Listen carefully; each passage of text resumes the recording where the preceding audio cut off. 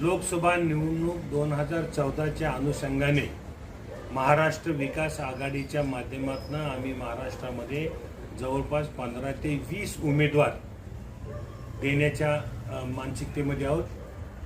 त्याच अनुषंगाने आम्ही बीड लोकसभा मतदारसंघामधून आमचा उमेदवार म्हणून आम्ही चंद्रकांत हजारे, एक चांगला पत्रकार, निर्भीड पत्रकार म्हणून आम्ही त्याची वर्णी लावलेली आहे, त्यांना उमेदवारी दिलेली आहे।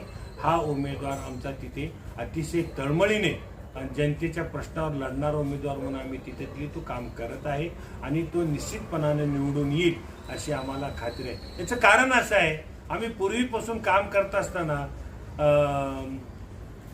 दलित, मुस्लिम, ओबीसी या सर्व घटकाला कन्सिडर करून, या सर्व घटकाला विचारात घेऊन आम्ही काम करत असतो।